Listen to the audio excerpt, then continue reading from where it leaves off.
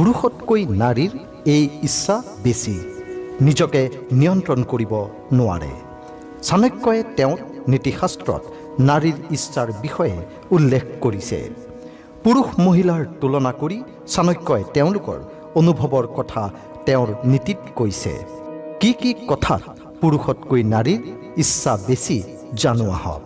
তাৰ আগতে যদি আপোনালোকে আমাৰ চেনেলটো ছাবস্ক্ৰাইব কৰা নাই তেনেহ'লে চেনেলটো ছাবস্ক্ৰাইব কৰি নটিফিকেশ্যন বেলটো টিপি দিয়ক, যাতে আমাৰ আহিবলগীয়া ভিডিঅ'সমূহৰ নটিফিকেশ্যন আপোনালোকে সময়মতে পাই থাকে।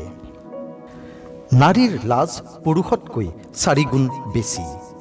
আচাৰ্য চাণক্যৰ চাণক্য নীতিৰ মতে নাৰীৰ লাজ পুৰুষতকৈ 4 গুণ বেছি।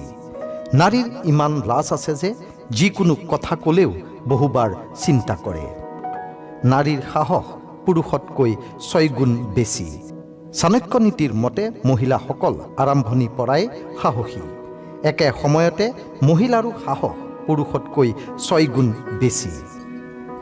সেইবাবেই নাৰীক ক্ষমতাৰ মূৰ্তি ৰূপত গণ্য কৰা হয়। নাৰীৰ যৌনতাৰ ইচ্ছাও পুৰুষতকৈ 8 গুণ বেছি। আচাৰ্য চাণক্যৰ মতে নাৰীৰ যৌনতাৰ ইচ্ছাও পুৰুষতকৈ 8 গুণ বেছি, কিন্তু তেওঁলোকৰ বহুত লাজ আৰু সহনশীলতা থাকে, যাৰ বাবে তেওঁলোকে ইয়াক উদগাই নিদিয়ে আৰু নিজৰ ৰীতি নীতিৰ কথা মনত ৰাখি এই ইচ্ছা নিয়ন্ত্ৰণ কৰি ৰাখে।